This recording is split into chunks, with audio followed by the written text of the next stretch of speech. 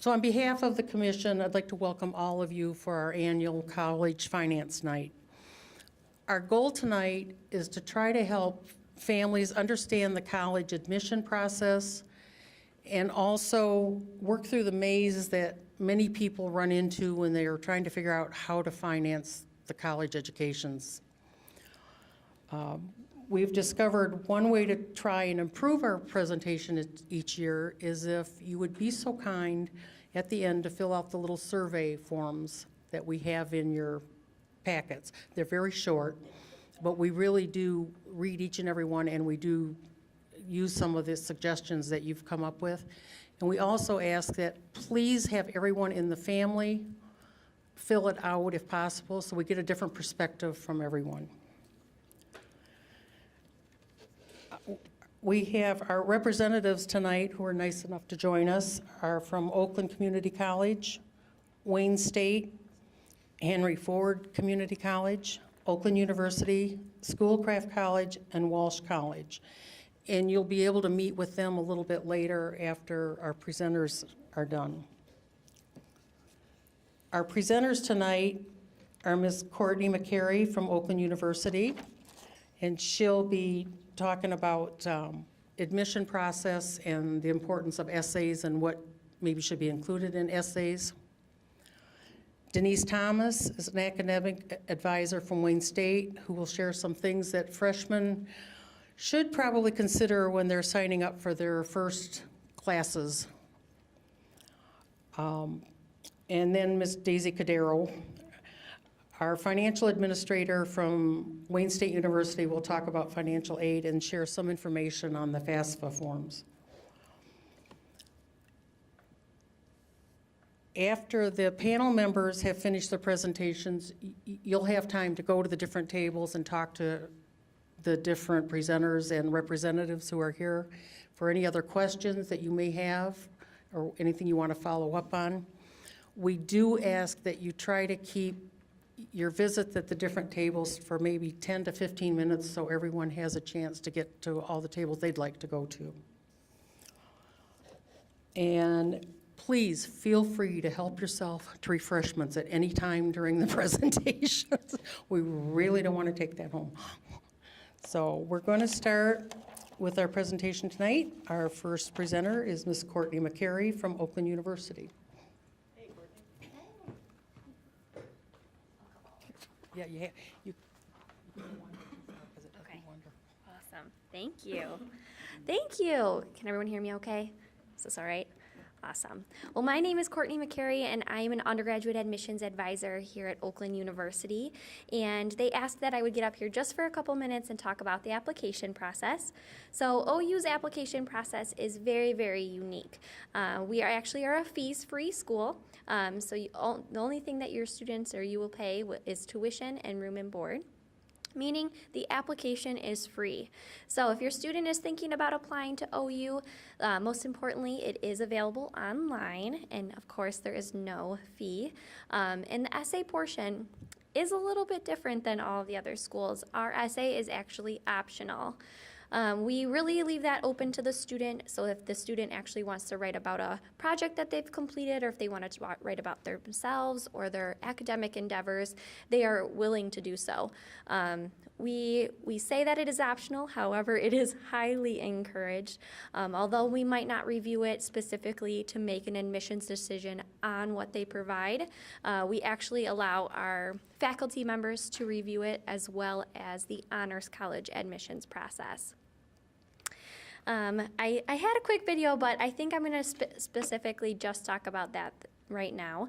If there is any additional questions about OU, as they mentioned, we will be sitting at the table. Before I get started or continue chatting on anything else, is there any questions maybe about OU specifically? No? Okay, yes. Yes. Do you require that they live on campus their freshman year, even if they live in Oakland County? So the question was, is living on campus required at OU? Actually, it is not. We do not require any of our students to live on campus. However, if they want to, there is a separate housing application available on March 1st after the student has been admitted. Okay, you're welcome. Well, I won't keep you too much longer. I know a lot of the presenters are eager to chat as well. If you do have any questions, of course, we'll be at our tables. And yeah, have a wonderful rest of your day, and congratulations that your students are at this point. Just a minute.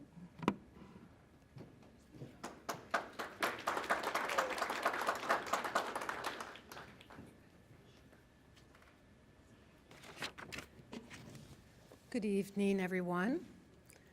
My name is Denise Thomas. I'm an academic advisor for Wayne State, and I'm housed right here in Farmington Hills at the Wayne State Oakland Center.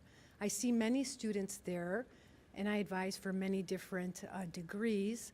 And I'm here today to talk to you about the importance of academic advising in the higher education journey. You know, when I was asked to present, I did a collegeboard.com search for colleges 100 miles from this zip code, and 70 schools came up. So this is a very overwhelming process for our incoming freshmen. What school do I choose?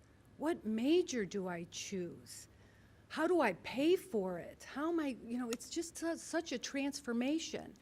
So academic advisors are here to help students through this journey, this 4-year journey. It might be 5 years, it might be 6 years, but the end result has to be a degree for these young people. A lot of degrees are not 4 years anymore. They're more than 120 credits. I'll get into that in a couple minutes. But I want to talk to these young people about how do they select a major. Just as there's 70 different colleges in this area alone, 100 miles from here, there are numerous different majors. And there's some majors that exist out there that students aren't even aware of. For example, students may not know you can go into nutrition and food science, or public health, or community health. They don't know what the components of those degrees are. So how does someone select a major? Basically, they're going to hear this word a lot in their college careers. Research. They need to go to the schools or colleges' websites and look at the catalogs and bulletins that are online, and they just very slowly need to read through all these majors. Once they think that they found a major that might complement them and their skill set, then they can go to the college or school's website and look that major up on the website. And then the student should go and read course descriptions for the classes that are required for that major. Reading those course descriptions will help the student understand, I like this type of work. I like these types of classes. So there's it's very important that before the student steps onto a campus, they should have done all that research work so they feel that they own this major. You want them to own it. You want them to own the school or university that they choose. By that I mean when they go to the library, that's their library. When they go to the bookstore, that's their bookstore. So they want to have ownership of this process. So a typical degree out there is 120 credits. No university or college will give a degree without 120 credits. Some degrees are more than that.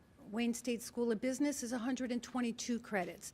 Engineering curriculums are larger than that, maybe even up to 136 credits. And there's usually 3 key components in all degree programs. There's general education. General education is the English, the government, the mathematics, the social science classes, a slew of general education classes that are required for that particular major. Nobody ever will ask a student about those general education classes, but the students will be taking them to expand their educational mind, and to learn, and to be able to walk with all people in this world, all walks of life. So that's part of the education process, general education. Another key component of the student's degree is going to be the major. And this is where the student has to have a passion for their major. So students sometimes will pick a major not based on passion, but based on prestige. And sometimes they're not prepared for that major if it's based on prestige. For example, someone may say, I'm going to go into medical school, but yet they may not necessarily be prepared. So academic advisors early on can help a student understand, do you have the right major for your skill set? But the major is what the student should really have a passion for. And a third key component to a degree would be elective work or possibly a minor. And all schools and universities should have minors, and minors complement the major very well. So it's very important that the student continues to work with an academic advisor so we can explain many of these things very early on. If the student understands their degree requirements early on, an advisor will help them make sure that's the right major for them and that they'll succeed in that major. So once they've decided on, taking this major at a college or university, there's different ways that they can actually complete the degree. They can take all classes at the school or college that they're currently enrolled in, or they can transfer in credits from a community college.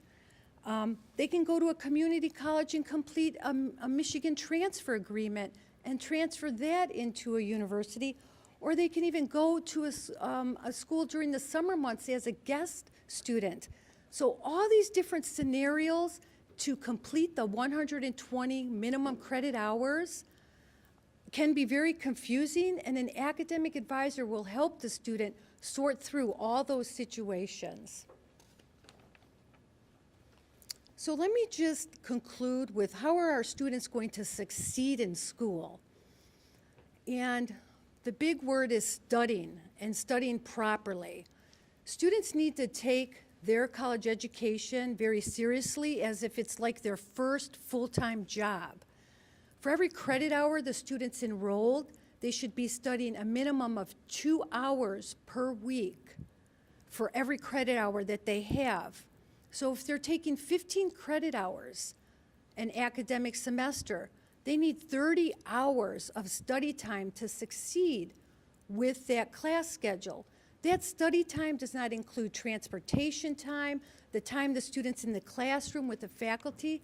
So we want to get our incoming freshmen to understand this is a full-time job for you, and you need to approach it that way by studying 30 hours per week. Now, we know a college degree is not all GPA as well. We want our students to come to a college or university, have a little fun, and get academically engaged. So we want our students to thrive educationally. And what does that mean? That means more than a GPA. And academic advisors, again, work with our young people, our college students, to help them with this academically thriving concept. Academically thriving, we want them to get engaged with their environment. We want them to meet people of differences from them. We want them to participate in organizations, because it's more than the GPA. It's the skill set that they develop while they're in college, and that skill set should include great communication skills, writing and oral communication skills, analytical abilities, and the ability to prosper and do well as a human being for companies. Companies are looking for those types of skills and for job opportunities. So I just want to say, conclude by saying, I can see any one of your students right here in our backyard at the Oakland Center. I have business cards and schedules of my availability, and I want to thank this program for having me talk here for an academic advisor, and I will be glad to meet you at the table at a future time. Thank you.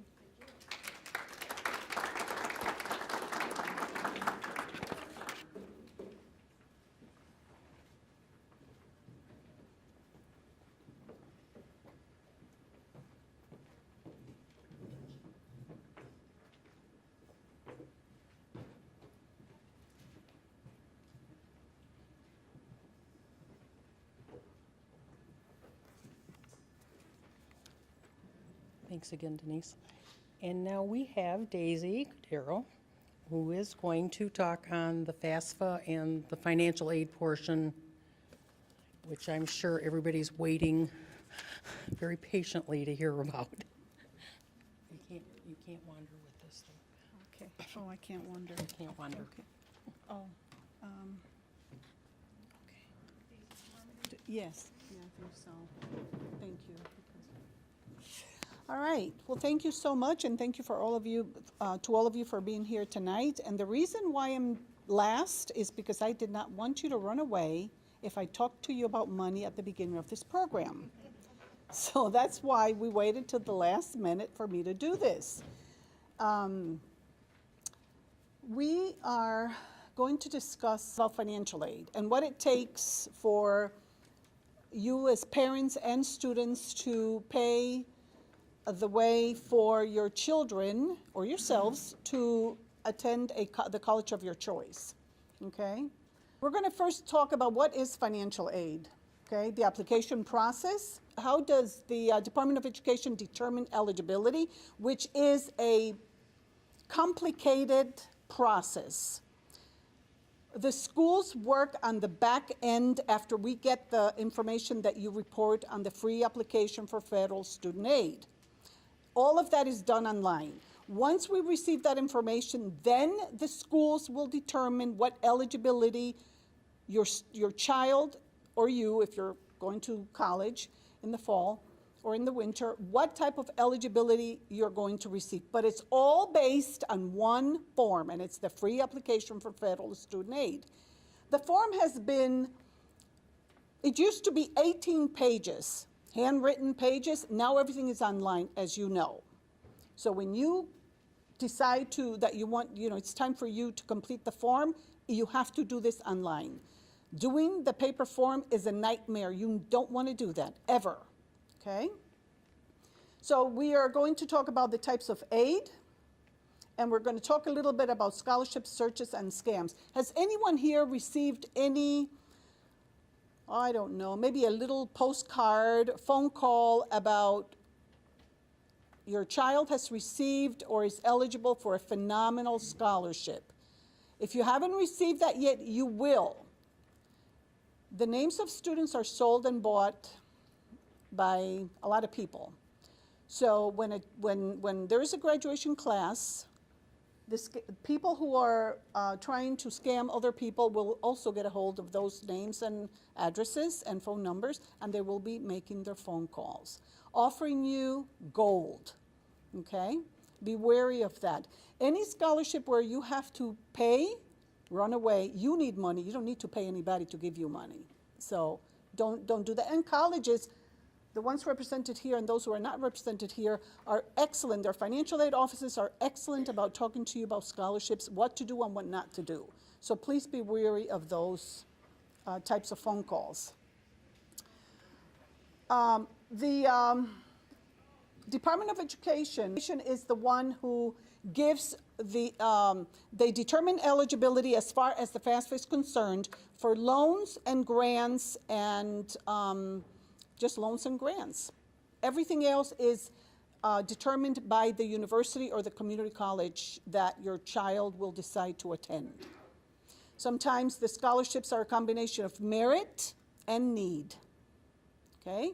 So GPA is important, but sometimes, what we consider, all right, a family of 4 making $60,000 or $70,000, that really isn't a lot of money, 4 or 5 people. The government thinks it's a ton of money, okay? So when you complete the financial aid form and you see that the expected family contribution, what the government thinks that your child is eligible to receive, is nothing, because they consider that your income is way too high.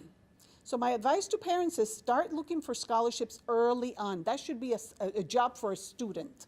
You can do this online.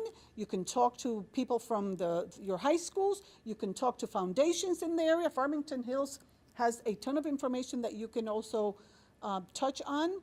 The libraries have information that you can go and try to, see what you can find there. But you have to do this early on. The longer you wait to do a scholarship search, the less the eligibility will be, because there are many, many, many students trying to get the same dollar amount. Okay.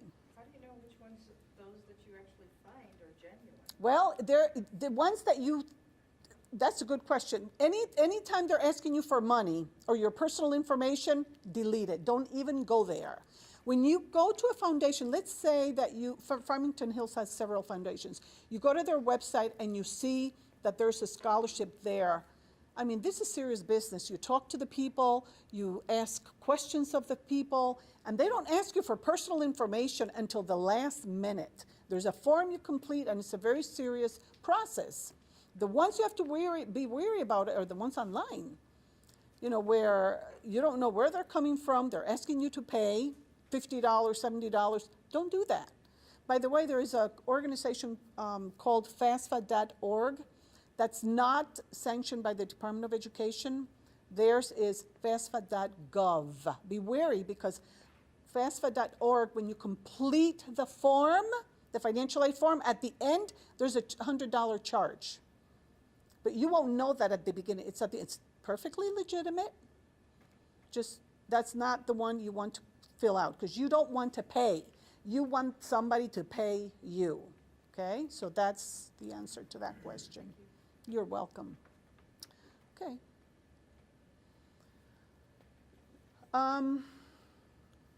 We're going to talk about all these things. Links to free scholarship searches, scholarship scams alert, financial aid consultant guides, loan calculators, all of these things in a very short minute. This is a quick and dirty financial aid presentation, because to go deep into the financial aid, that's another story. It would have to be one-on-one in my office, and I am available, just like Denise is and any other of these representatives here, to help anyone who's interested. But I want you to have an idea before you start completing the form what this process is all about. These are myths. Oh, I don't want to complete the financial aid form because my parents make too much money. It's not a myth. I mean, that's a myth. How do you know? Fill out the form, and if indeed you are not eligible for anything, at least let it sit. Because many schools also use the free application for federal student aid to give out scholarships, because they want to see the expected family contribution, what the need is from that family. So fill it out and let it sit. Income is too high. Siblings didn't qualify, so neither will I. Not true. That's not true. Attend the college that offers the most aid. That is always a deadly way to choose a college and choose where your children want to go.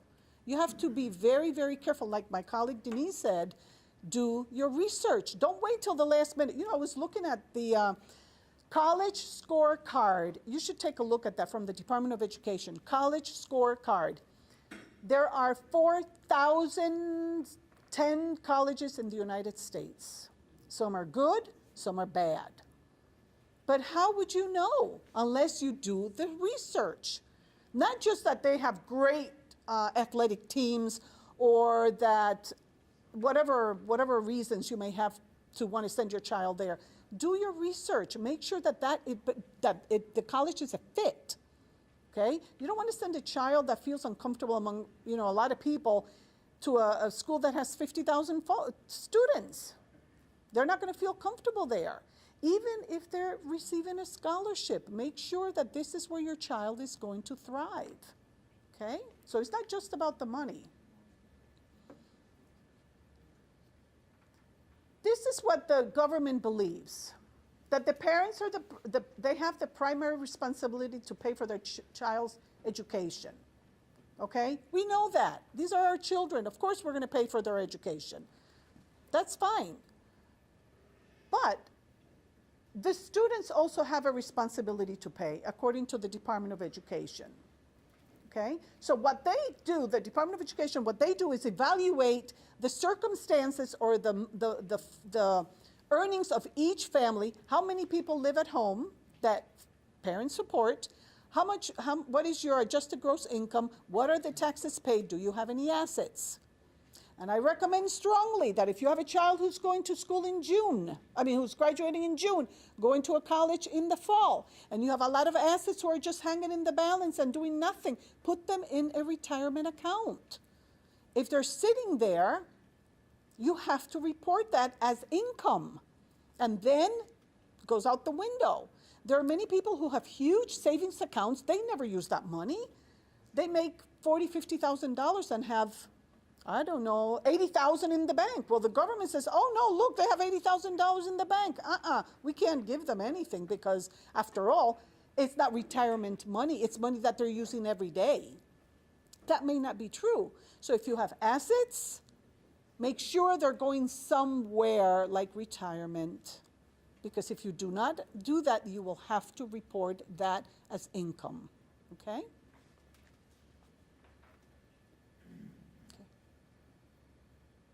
Financial aid there are loans, scholarships, and grants. The loans are money that you have to pay back. Scholarships are free money, and grants are free money. You also have college work study, where the universities receive X amount of dollars. The students who are qualified get a job at the university, and they get a check every 2 weeks, just like everybody else at that institution. It's a check made out to them. They can cash it and pay school or do whatever they need, buy books, whatever they need to buy to continue their education. Okay? And all of that is asked of the student on the FAFSA. Years ago, they used to award college work study. Oh, I like this young man, he's got nice hair. Okay, give him college work study. They don't do that anymore. Now the government requires that the students apply or request that they want college work study on the free application for federal student aid on the FAFSA, and that they would have received college work study the year prior, unless you're a freshman, okay? So it's something that you really, you have to read that form carefully. Because if you don't click, I want college work study, and then you go to the financial aid office and you say, oh, I need some college work study, and I look and I see that you did not click that, I want college work study, I can't offer it to the student. So please read the form carefully, okay?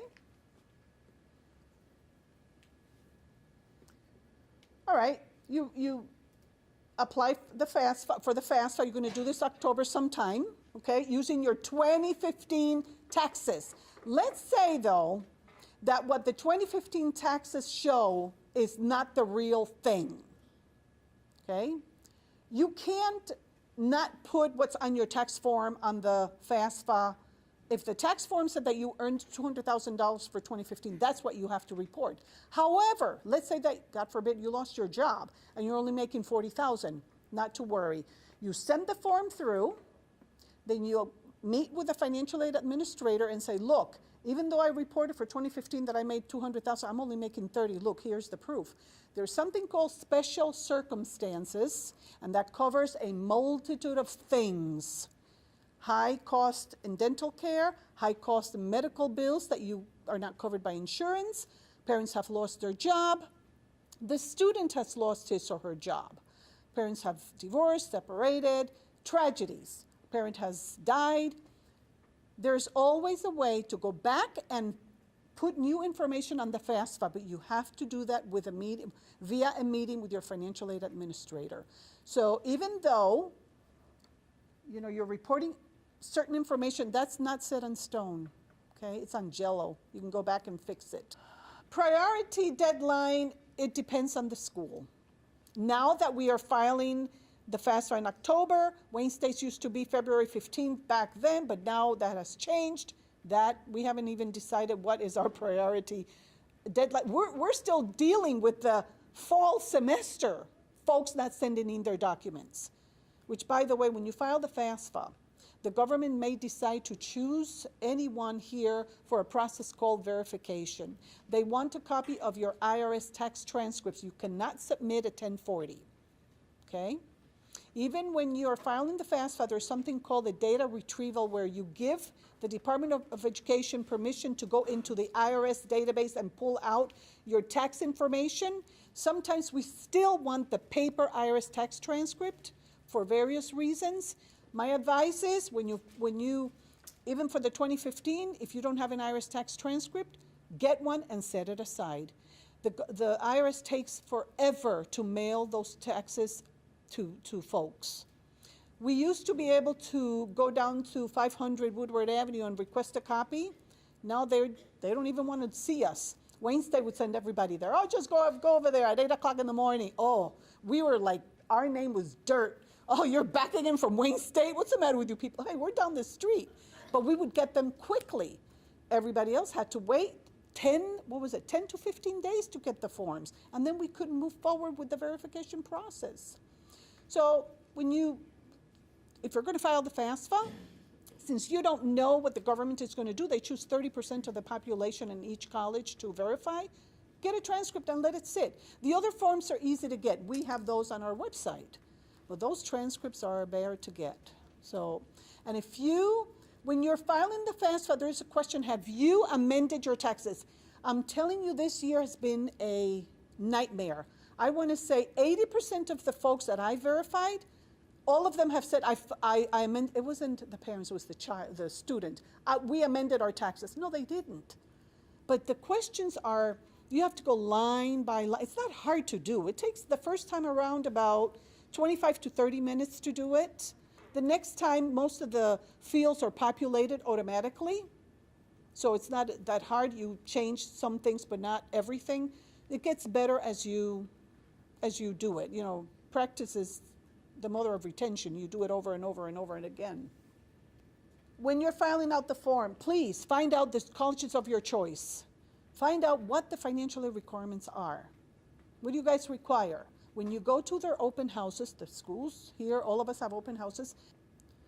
When you go to these open houses, ask, what are the requirements? And they'll be happy to tell you. 9 times out of 10, people jump in and then ask. Or say, I don't know how to swim after I jumped in the river. You can't do that. You have to ask before you go in there and start filling out forms and doing all of that. And of course, all of this is kind of, you don't have to make copies of anything because it's all online and saved, and you could always go back and make corrections. Anytime you make a correction, the parent must sign the form again electronically before you submit it. And we don't use a PIN number anymore, a PIN anymore, so your Social Security. That's what you use now. That's how you get a PIN, okay? When the university asks you to submit a document, please, please, encourage your children to do it quickly. Quickly, don't sit on it. Like I said, I have people who filed the FAFSA in February today. I'm still verifying documents. This is like October almost. And I'm still verifying because they did it so early, they forgot that they had to submit documents, okay? And if any of your children receives a scholarship, please accept it. Even if you don't have any idea you're going to that particular university. If you apply for 10 schools and they give you scholarships, say yes to every single one of them. You don't know how many times our students have missed at Wayne State full rides, 4 years, thousands of dollars because they did not accept those scholarships. Oh, well, we're not going to Wayne. We're going to somewhere on the west side of the state. And the west side of the state said, you're not coming here. And so they came back, please, please, please. We say, no, we already gave that money to someone else. You didn't want it. You didn't accept it. We gave you a bunch of months to accept it. I don't know how Oakland works, but the way we work is you accept it. And if you don't want it, that's okay. Great, but accept it from the very beginning. Tears running. I mean, I've seen disasters because of that. And then the parents get really mad because they tell you didn't accept and it's thousands of dollars. Okay? This information is really kind of detailed. The free application for the FAFSA information comes to the school, goes to the Department of Education. They do a match. Criminal Justice Department, IRS, Homeland Security, all these federal departments, they do a match to make sure that everything is in order, because you have to be a citizen of the United States to file the form, and you can't be a criminal, okay? So they do all those matches. Then when the government is satisfied that you're a good person, you can go over there to that school and get all that money. Then we take the information and forward it to the schools and say, okay, you guys can now do your thing, because it's a background check, in essence. That's what it is. And then the schools take the information and we start looking at the expected family contribution. That's the key, EFC. That's what the government expects the parents and the students to contribute to their children's education. They don't care how much debt we have. They don't care that we have whatever, we're underwater on a mortgage. They don't care about any of that. They look at income and assets. That is it, nothing else. Anything else that you want us to look at, you would have to come to a financial aid administrator and we would have to have a discussion, okay? Many people have rollovers in their investments or IRAs. Well, guess what? That shows up as income on the FAFSA, right? Because you have to report it. But that's not income, that is your retirement. But it's, let's say, last year my expected family contribution for my child was $2,000. So he got Pell grants, which is the biggest grant the government gives. He had all kinds of things, right? Good free money. This year, I received a shortfall somewhere. I don't know, it came from heaven, somewhere. I got a ton of money. So now, I took that money that I received, $113,000, and I rolled it over to an IRA. But wait, it doesn't show on the FAFSA. It shows like it's my income. So my $2,000 expected family contribution from last year, 2015, is showing up now like $45,000. In other words, forget the grants and forget everything else. In a case like that, you have to meet with an advisor and say, look, I rolled this over, and what I'm going to do is simple.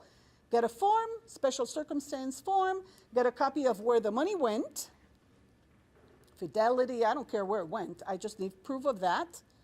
Get your 1040, has the word rollover in there that you didn't type in there, but your accountant did and he signed it.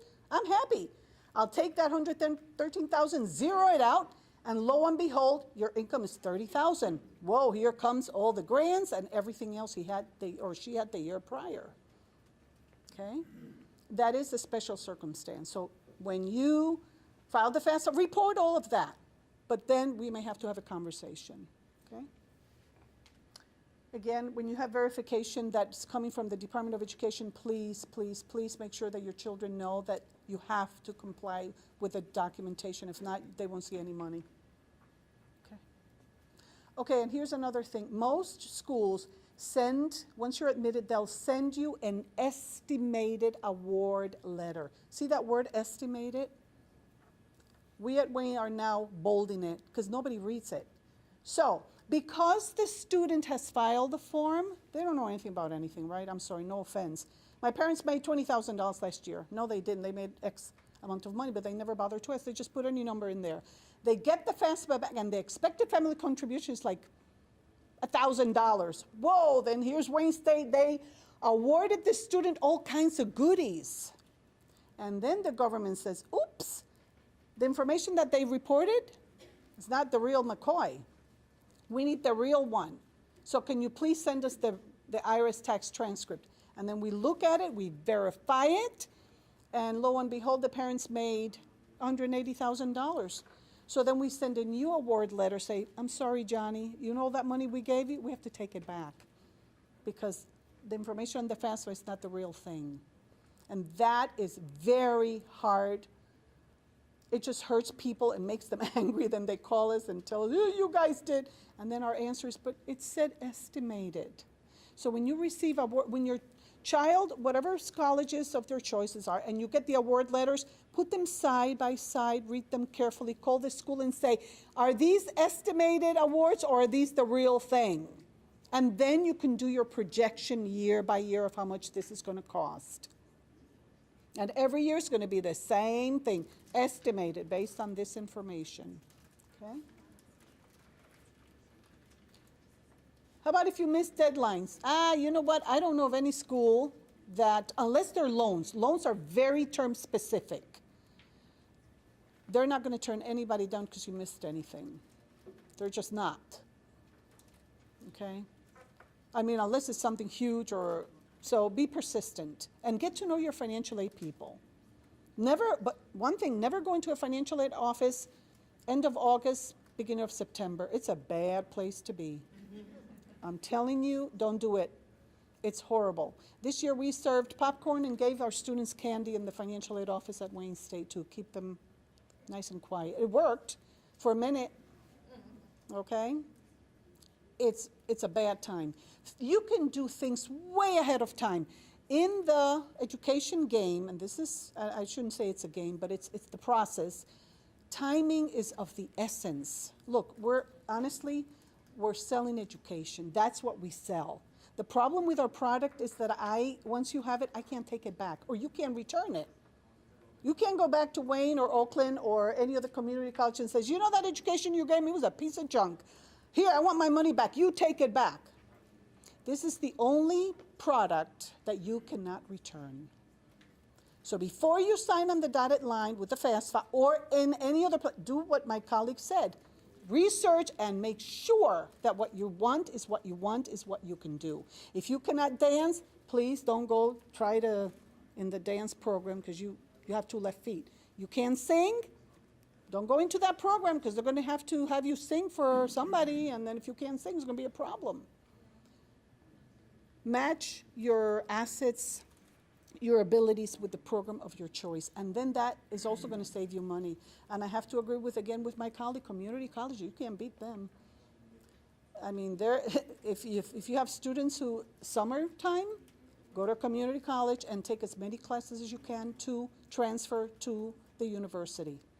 Amazing savings.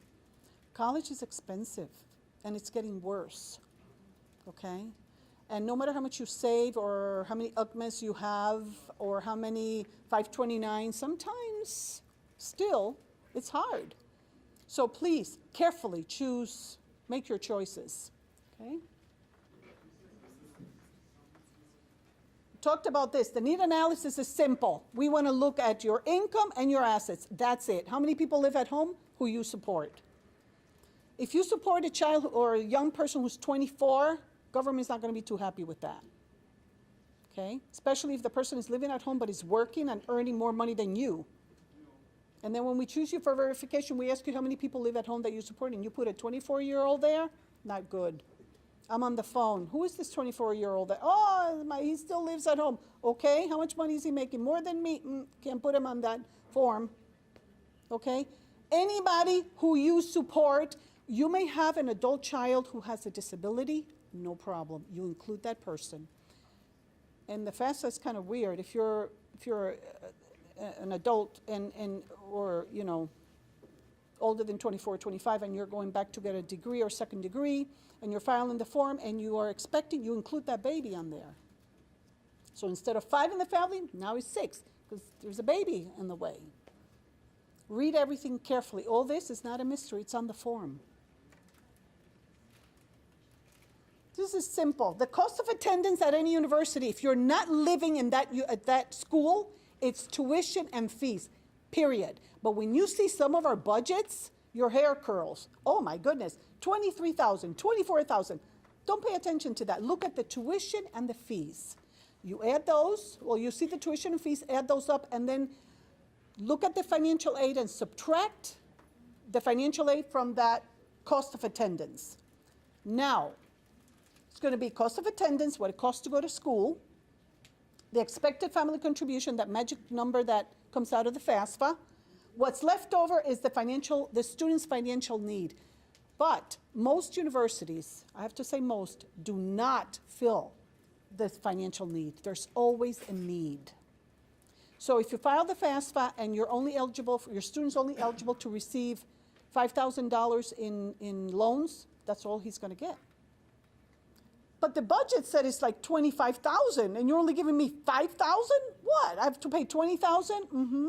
Especially if you're living in that school.